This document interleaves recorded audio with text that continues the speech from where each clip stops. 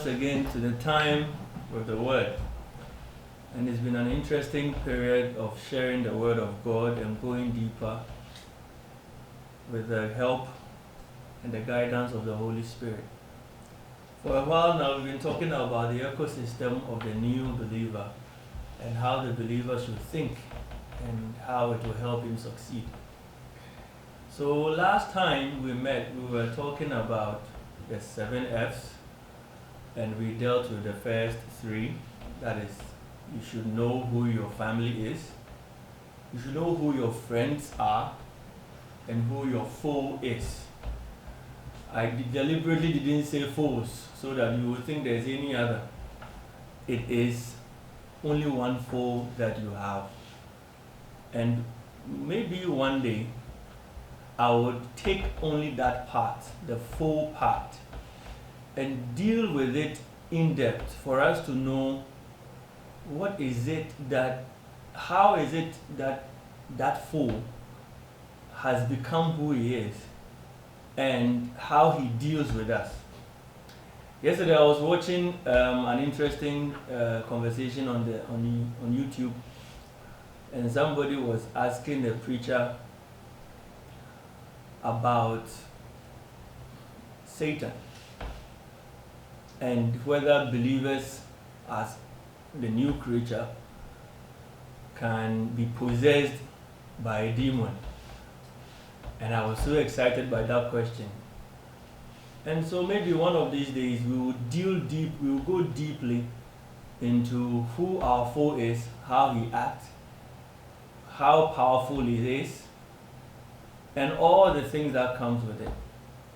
And so today we are continuing with the ecosystem and how we can survive and succeed. One thing that we have to understand is that when we become a believer, when you read our core scripture, 2 Corinthians 5:17, you realize that just before 2 Corinthians 5:17, and you read the 2 Corinthians 5:16, there's a very interesting scripture there that we barely look at. And it is sometimes the core to what we are doing. Let's read. It says, "So we have stopped evaluating others from a human point of view. At one time, we thought of Christ merely from a human point of view. How differently we know him now." This scripture is telling us that if you see Jesus as the man of Nazareth, you will miss him. And in the same way, if you see me, who is now a believer, as a man of Asante Achimagogo, you have missed me. I am not that person. Because there's a new spirit that is within me that does not link me to any human origin. It links me directly to Christ. And so the family of Christ is my family, the friends of Christ are my friends, and the foe of Christ is my foe. So it's very interesting if you read deeply the verse 16. So you come to 16 and it says, "This means that anyone who is in Christ is a new person." That is why when you see me walking this way, you might think that that's my mother, that's my father, but actually I don't have, in the spirit, as my spirit is, I don't have a mother, I have only a father who is called God. So as we studied last time, let's go on and look at the next one. When you enter into the ecosystem and you want to survive, your food is different. In the human perspective, we eat food. My favorite, everybody knows, is the granite soup. And anytime I have it, I know that I am doing well. And then you go to school and they'll teach you all kinds of things that you have to do in order to survive. They are good. You have to continue eating. But there's a spirit in you which requires a particular kind of food that will make you succeed in this difficult world. And we are going to find out which food that is. When you read the book of John chapter 4, the whole book of John chapter 4 is about Jesus and the Samaritan woman at the well. There was a lot of conversation going on. Jesus had sent the disciples to go into town to go buy food. And for all those while that they were not back, a woman comes there to come and have a conversation with her. That's a conversation for another day. But there's when the woman left and the disciples came back, Jesus did not give any impression that he was hungry. So they asked him, has anybody brought him food? And knowing their thoughts, he said, as for you, you don't know that my food is to do the will of the one who sent me. A very, very interesting thing. He says, my food is to do the will. That is John chapter 4, verse 34. Let's read. John chapter 4, verse 34. He says, my nourishment comes from doing the will of God who sent me and from finishing his work. So if you are a new believer, even if you are an old believer, whatever it is that you are a new Christian, this new life, the only thing that can keep you is to do the will of God. And the will of God, the primary will of God, is to make sure you feed on that primary will of God, which is the Word, the Bible. So if you wake up in the morning and the most important thing on your mind is anything else apart from going to look for nourishment from the Word of God, you will not succeed in this new ecosystem. So you need to have the Word of God every day. When we were growing up, we were singing songs like, read your Bible, pray every day, if you want to grow. So I find it very strange that there are people who wake up in the morning, the first thing they do is to check their notifications. You will survive in this world not like the one who is not a believer. They will succeed more. They will get more revelations into how to succeed. But you need the Word of God to feed you as your breakfast, as your lunch, as your supper, in order.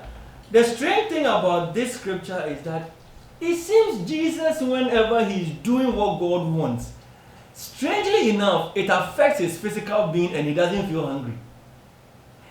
If you have been a deep student of the Word, you would realize that when you study the Word to the point and you receive a revelation, you don't even feel like eating. Because there's a deeper part of you that has been nourished. And so if you say that you are going to survive in this ecosystem, you must know what your food is. And if that is what will keep you going, then make sure you make that food your priority. That is, read the Word of God and live by it. When we were reading about the friends, Jesus said, my friends are the ones, I call you friends and no more slaves because you do the will of my Father. It's the same way that when you take the food of God, which is the will, which is all encapsulated in the Bible, and study it with the help of the Holy Spirit, you will not need anything that will make you feel like you are not well. The Word of God is a nourisher. It can make you strong even without putting in any physical food. And funny enough, it is the Word of God that will teach you what to eat. This is a strange one, but let me just digress a little bit. It is through the Word that you would know what to eat in order to be well.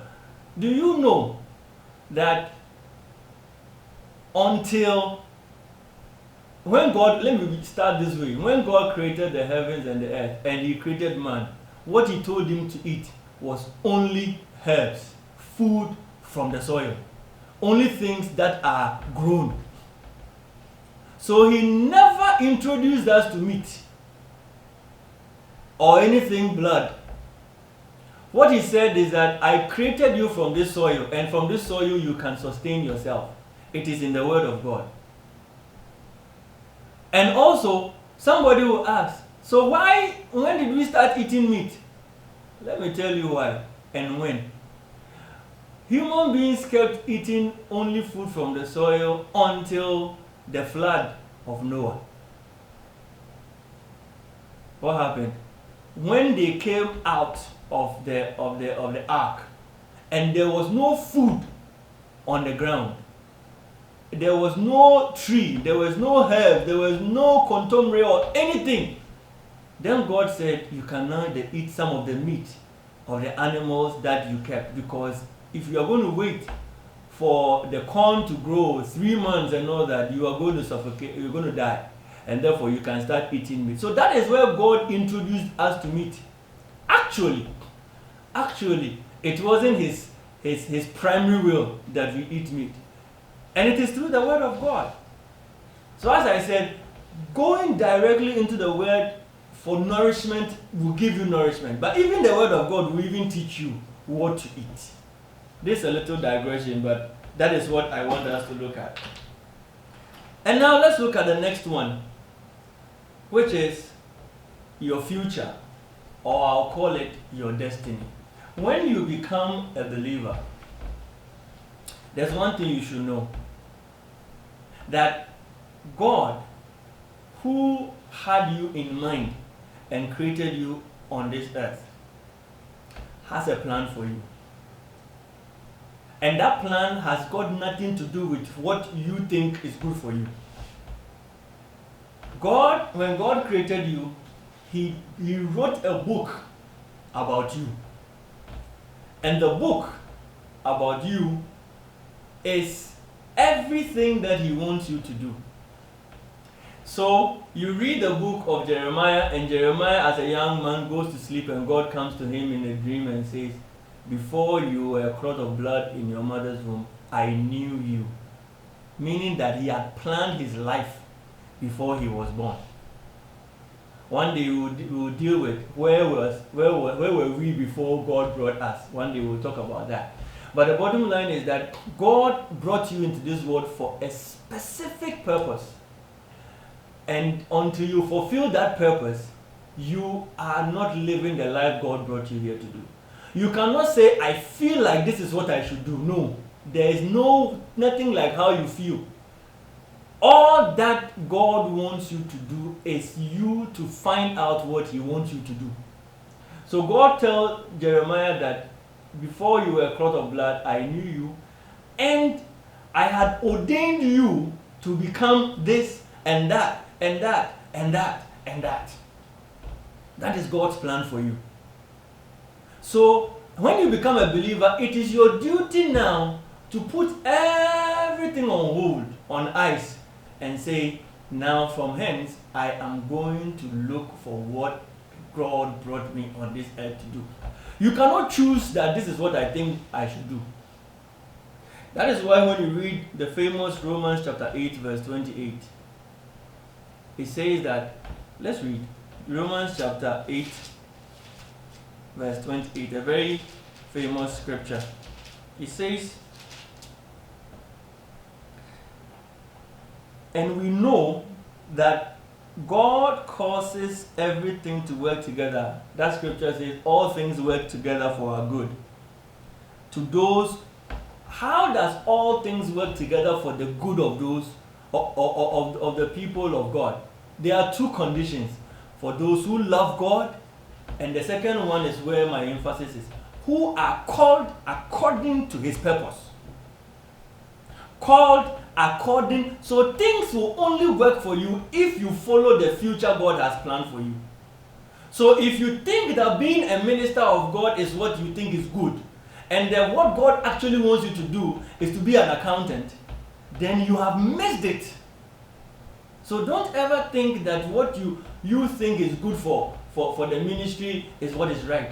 It is this scripture that says that things will work for good. So you will be a minister of God, preaching to people, but you will not be having the impact until you become what God has actually called you, the purpose that He said. Then if you love God and you are called and you are following the purpose, then you should know things will work together for your good.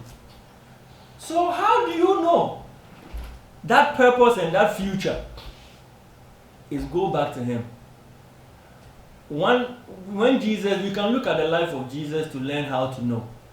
When Jesus was a child, there were glimpses of what He would do, That is when he went to the. It started even in when he was weaned after 8 weeks, and Anna and Simon said so many things about him. When he was a few years old, he got missing at the place, and they found him, and he was asking questions. Then he went to be with his mother for 18 years. He was his mother obeying him. But when he had grown up and he was 30 years, then he started searching. So he started to follow John the Baptist. And when he met the Holy Spirit actually properly, then the Holy Spirit led him into the wilderness. He came back and realized that what that scripture was saying in Isaiah is what he came on this earth to do. Let's look for Jesus and look at the trajectory of his life in how he found his purpose. And when we are able to walk on that purpose, we will realize that everything would work together for us. In other words, we will succeed. This is where we will end today's series. We will continue the next time. But I want you to know is that don't ever forget that before you leave your house, you would have fed yourself with the Word of God. And through the Word of God, you will know your future and what God brought you on this earth to do. May God bless you. Once again, it's been your Presbyter Derek, who you call Lampard, who has come back to you again. May God bless you, and keep your comments coming at the comment section, and we will respond by the grace of God. Shall we pray? We are grateful unto you, mighty God. Continue teaching us, Holy Spirit, so that we would not be left in this difficult ecosystem, that we will survive and succeed as children of God. We thank you. Amen.